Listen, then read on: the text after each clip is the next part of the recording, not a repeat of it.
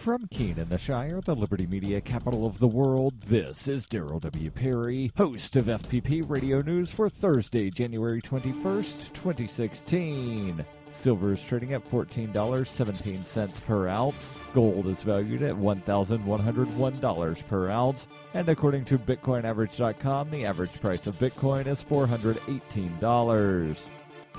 Antiwar.com reports in a move that seems determined to fuel more international backlash against them, the Israeli government is preparing to seize a large plot of Palestinian farmland near Jericho, allowing nearby settlements to access the land for themselves. The 380 acres of farmland is in territory which was intended to be part of an eventual Palestinian state, but settlers objected to this as they've been illegally farming the outskirts of the land for years. Since it is in Israeli military administered land, the Palestinian owners weren't allowed to use it at any rate. The government seizure then is the latest in a long line of retroactive legalization of illegal moves by settlers to appropriate privately owned Palestinian land. The argument will likely center on them using abandoned land after the military barred the Palestinians from using it. Israeli settlement expansions and territory seizures like this are illegal under international law, though the Israeli government insists they have a religious obligation to seize the territory and usually react with fury when criticized for such moves.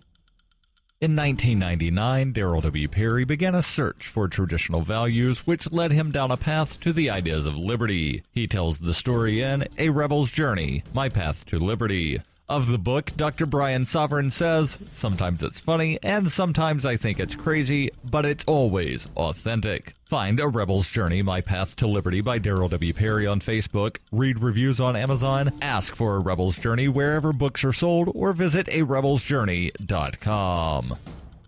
UPI reports the governor of Oregon on Wednesday expressed further disdain for a small group of people that have occupied a federal bird sanctuary in the southern part of the state for 2.5 weeks now. Governor Kate Brown called the group's occupation of the Malheur Wildlife Refuge in Harney County intolerable and criticized federal authorities' handling of the takeover. The group, led by Eamon Bundy, has been holed up in the federal land for 19 days and has refused numerous orders to leave. Brown said, "This spectacle of lawlessness must end. This situation is absolutely intolerable and it must be resolved immediately." The governor made the remarks during a news conference on Wednesday in which she outlined a general agenda for 2016. Part of Brown's contempt for the group stems from the fact she said that it's costing local taxpayers about $100,000 for every week it goes unresolved. During the news conference, she advised state officials to scrub the submitted budget for next month to offset the cost of the ongoing standoff, according to the Oregonian. Earlier Wednesday, hundreds who opposed the group demonstrated in Portland. On Tuesday night, local residents attended a community meeting and expressed frustration and anger over the continuing ordeal. Surprisingly, Bundy and about a dozen other occupiers attended the meeting. While he did not speak, the majority in attendance indicated that they felt the group had overstayed its welcome.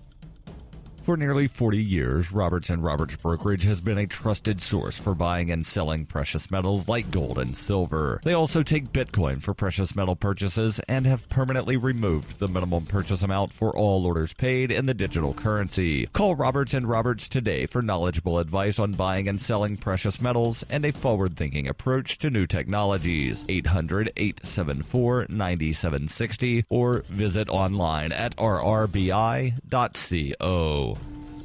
Reuters reports a judge on Wednesday rejected a request by prosecutors that a Baltimore policeman facing retrial over the death of Freddie Gray be forced to testify in the trials of his fellow officers. Baltimore City Circuit Court Judge Barry Williams said the motion by the state compelling testimony of Officer William Porter appeared to be a stall tactic since it would have indefinitely postponed the trial of all 6 officers charged in Gray's death last April. Joseph Murtha, Porter's attorney, told Judge Williams the prosecution wanted to take him hostage in 5 cases. They want to torture him in his own trial with the threat of perjury. Porter was the first officer to be tried, but his trial on involuntary manslaughter and other charges ended in a hung jury last month. A retrial is set for June. Prosecutors had said Porter was a key witness against Officer Cesar Goodson, the van's driver, and Sergeant Alicia White. This has been FPP Radio News, online at fppradio.com.